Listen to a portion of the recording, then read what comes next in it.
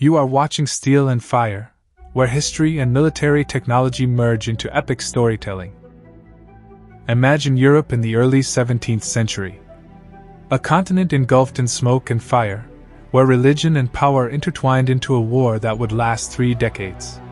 Villages burned, cities lay in ruins, and millions of lives were swept into the vortex of the 30 Years' War. In this chaos, one figure rose like a beacon in the night: Gustavus Adolphus, the young king of Sweden. He carried not only a disciplined army, but also a revolutionary vision of strategy, ready to challenge the old rules of war. On September 17, 1631, destiny called his name at the fields of Breitenfeld near Leipzig.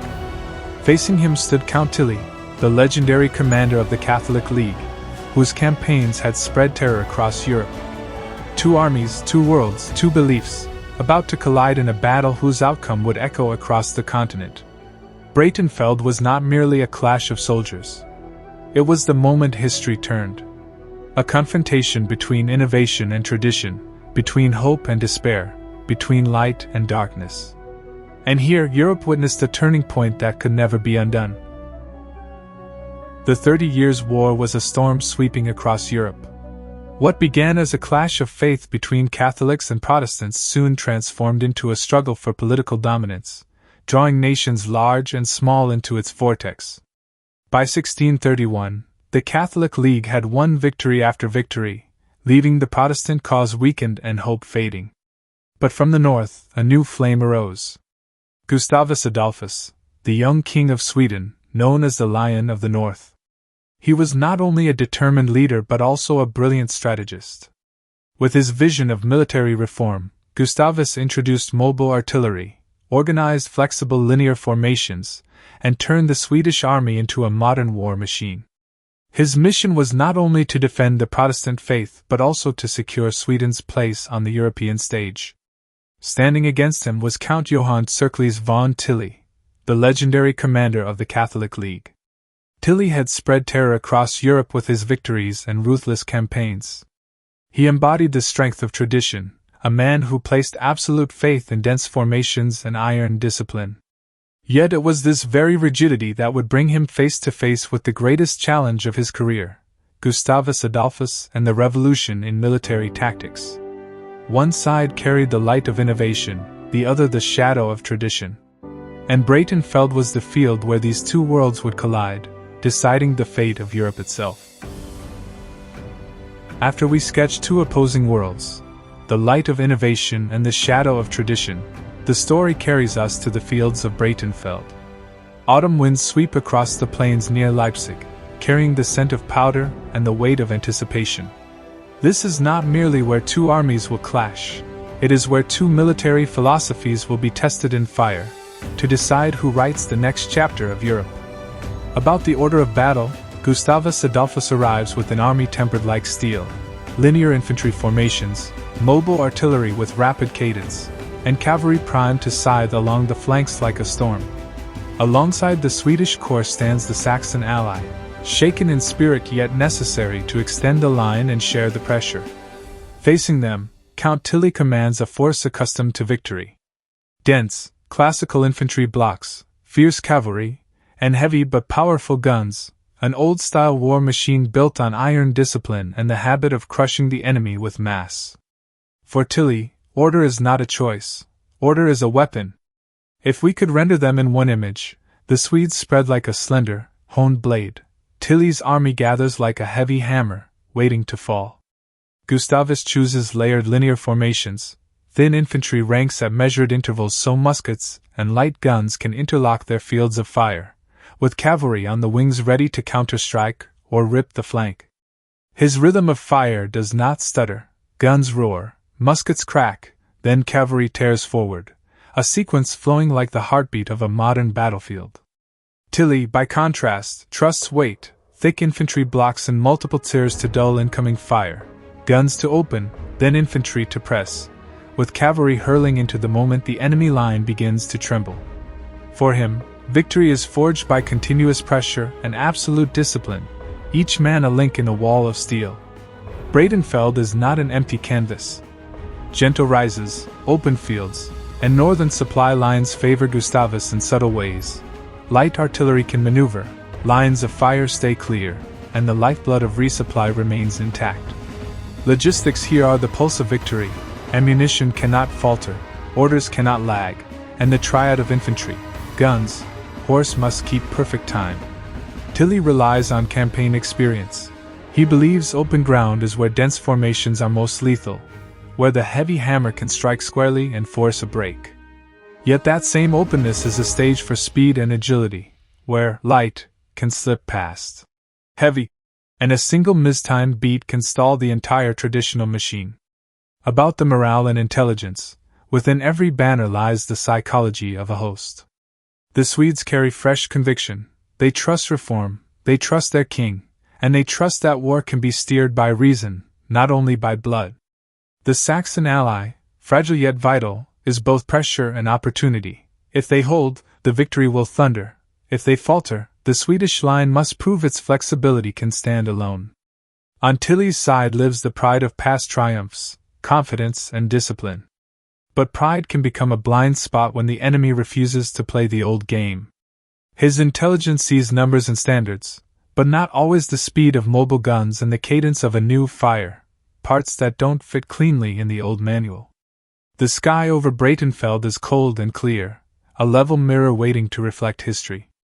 Ranks tighten their straps, gun barrels swing to the horizon, cavalry draw breath to do what they have done 100 times before, charge. At the center, Gustavus watches through the haze and sees what he has prepared, a battle not merely to win, but to prove that war can be rewritten by speed, fire rhythm, and thought.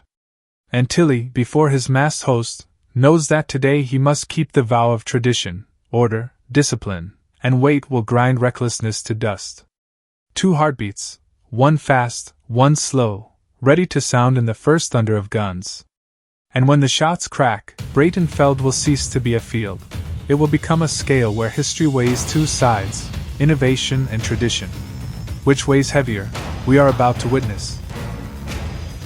On September 17, 1631, the sun rose over Breitenfeld. 2 armies faced each other, tens of thousands waiting for the first thunder of guns. The Catholic League under Tilly opened with a storm of heavy artillery, then advanced their dense infantry blocks like a wall of steel.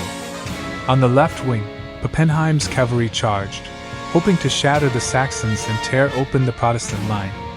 The furious assault broke Saxon morale. They fled, leaving a gaping hole on the left flank.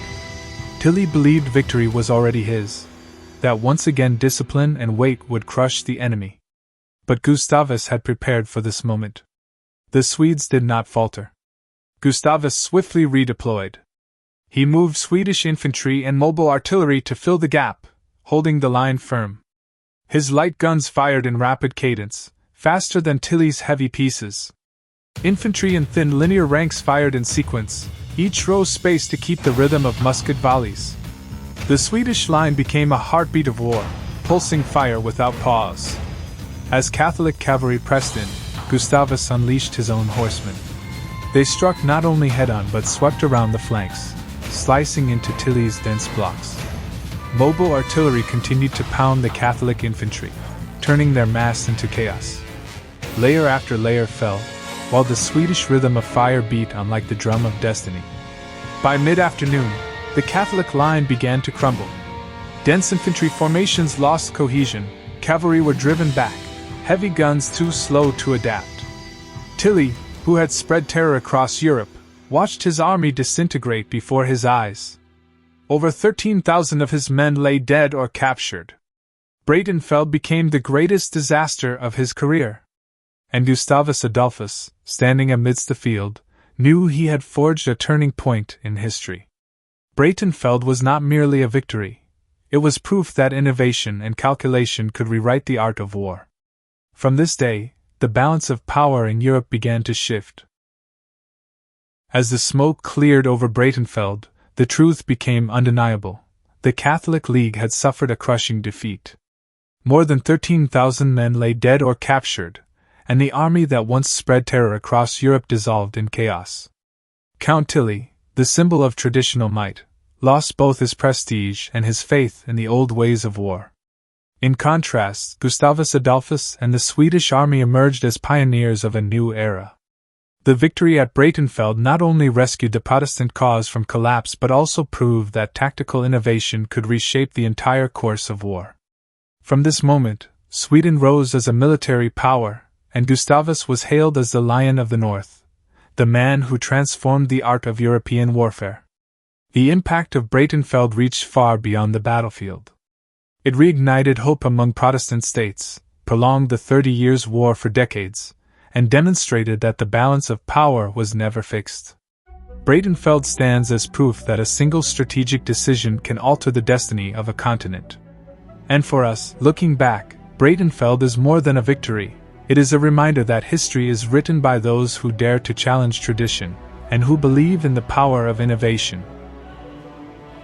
Breitenfeld ended in smoke and fire, yet its echoes resounded across Europe. It was not merely a military victory, but a turning point in history, the first decisive triumph of the Protestant cause against the Catholic League. Gustavus Adolphus emerged as a new symbol, the Lion of the North, proving that war is not only brute force, but the art of strategy and innovation. Count Tilly, the famed commander, witnessed the collapse of the army that once spread terror, and with it, the faltering of faith in the old traditions. Breitenfeld reminds us that history is written by those who dare to change. One decision, one tactic, one battle, each can alter the destiny of a continent. And as the sunset fell over the fields of Breitenfeld, this story closed, but our journey does not end here. Ahead lie other battles, other turning points, and history will continue to be written in blood, in fire, and in the will of those who refuse to yield.